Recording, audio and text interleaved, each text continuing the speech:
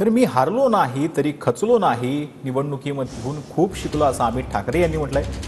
पहिल्या नाही तर शेवटच्या निवडणुकीत माझं मूल्यमापन करा असं अमित ठाकरे यांनी म्हटलंय. उपमुख्यमंत्री अजित पवारांच्या टीकेला अमित ठाकरेंनी हे प्रत्युत्तर दिलंय. दरम्यान तुम्हाला तुमचा मुलगा निवडून आणता आला नाही आणि तुम्ही काय आम्हाला बोलता अशी टीका उपमुख्यमंत्री अजित पवारांनी राज ठाकरेंवर केली होती. ते कोण त्यांनी त्यांचं वक्तव्य केलं त्याच्याशी आम्हाला काय घेणं देणं आहे. जनतेने आम्हाला निवडून दिलेलं आहे. अरे तुम्हाला तुमच्या मुलाला निवडून आणता येत नाही आणि तुम्ही आम्हाला गप्पा मारता. त्यावेळेस आम्ही कष्ट घेतलेले होते, आम्ही मेहनत घेतलेली होती, तुम्ही सगळे बघत होता. मला एका लोकसभेच्या निवडणुकीला माझ्या मुलाला निवडून नाही आणता आलं, दुसऱ्या निवडणुकीत माझ्या पत्नीला निवडून नाही आणता आलं.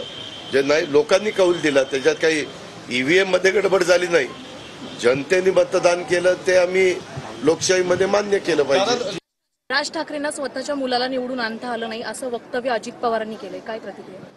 मी खूप लहान आहे त्यांना प्रतिक्रिया देण्यासाठी, तर मला वाटतं राजसाहेबच देतील. त्याच्यामुळे पण निवडणुकीत मी एवढं सांगेन की हरलो असेल तरी खचलो नाही आहे, खूप शिकलो या निवडणुकीत. त्याच्यामुळे ह्या गोष्टींचा मला फरक पडत नाही. माझ्या पहिल्या निवडणुकीत नाही तर माझ्या शेवटच्या निवडणुकीत तुम्ही मला जज करा असं माझी इच्छा आहे.